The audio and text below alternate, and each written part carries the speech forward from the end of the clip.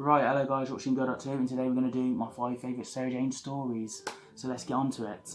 At 5th place, The Lost Boy.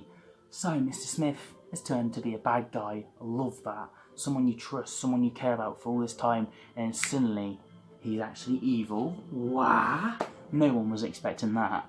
And then the Slovene, of course, and that happening, and Luke possibly, maybe there's like a 5% doubt you have of actually maybe the Bane did steal Luke, or maybe no, they definitely didn't. You know, that dynamic going on, and the stolen boy and Sarah Jane caught in the mix of it. I think it's worked so well. It's so brilliant.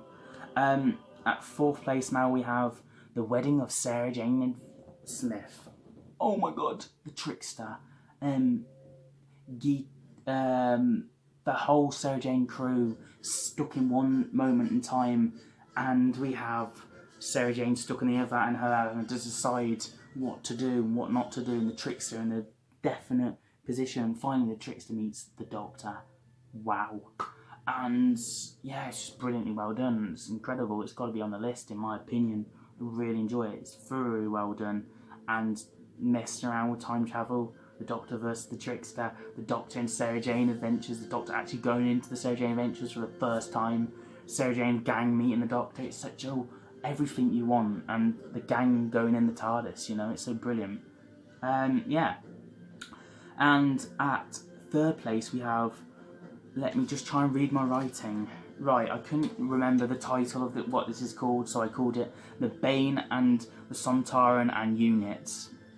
You know, that story anyway, the finale of one of, maybe Series 3 finale, maybe it's Series 2 finale. Either way, you've got Bane, Mrs. Wormwood, the Bane are after Miss Wormwood, Miss Wormwood's after some scroll to destroy everything, and Karg, the Destroyer, has tried to help the Bane, but try and backstab the Bane, and the Bane trying to backstab him, and it's all backstabby.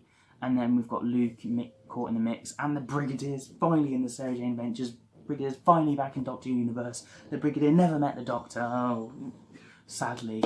But yeah, it was brilliant. It was phenomenal. The Brigadier was incredible in this story, as always. Just having him there, just him sitting down is just enough. Sarah Jane crew were on point, and the villains were quite good. And yeah, Unit was getting infiltrated, like the good old days, getting infiltrated by the Bane, the bad guys, you know? Yeah. And at 2nd place we have Death to the Doctor. Whoa. Bow ties are cool. Matt Smith style, you know? Yes, Matt Smith's meeting Sarah Jane.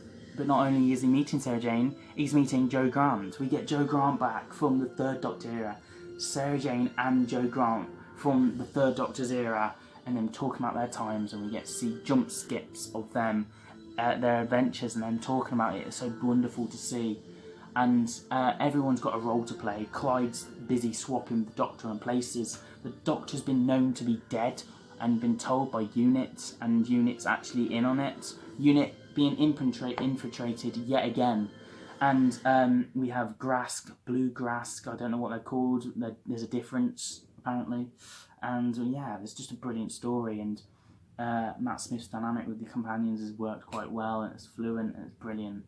And lucky enough, it was his final chance to get in on Sarah Jane Adventures before she sadly passed away in another series. So it was brilliant to have what we had for a moment.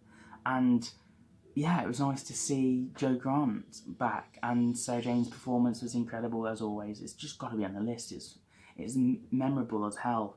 And at 1st place, my favourite Sarah Jane story of all time is The Nightmare Man.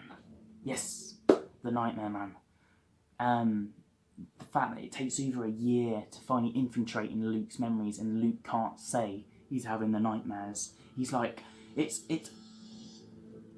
can't speak, he can't say the word. And the fact that it's been torturing Luke for so long, and he's been using it to advantage of him going uni, and the biggest step that way. And then we have Clyde and Rani dealing with the fact that Luke's going, but then they get stuck in their nightmares because the Nightman's kind of won. He's getting into people's nightmares, he's sending people away. But the worst nightmare Sarah Jane can have is being on her own. And the Nightmare Man decides, you'll stay there then. Ha! Everyone else will have nightmares, you'll be on your own. No help from Mr. Smith. Bam! No help from K9. Bam! And all the rest are asleep. Enjoy your nightmare, Miss Sarah Jane Smith. Her being trapped on her own, and the fact that actually the team from their nightmares had to come together and defeat the Nightmare Man was brilliantly well done. And Sarah Jane playing a different villain, well, not a villain but a character, was lovely to see, because I do hear that Sarah Jane loved getting up in different outfits and different character eyes of different roles and stuff like that, and you can certainly see it, and it works so well. It's just brilliant that we have everyone, and yeah, it's my favourite story of the Sarah Jane Adventures. What's your favourite? Let me know in the comments down below. Give this video a thumbs up, get the little bell, and subscribe, because we're trying to get to the channel goal before the end of the year. It'd be lovely if you could join us on the journey. You've been watching Go Doctor Who, and I'll see you guys for another video very soon. Have a nice day.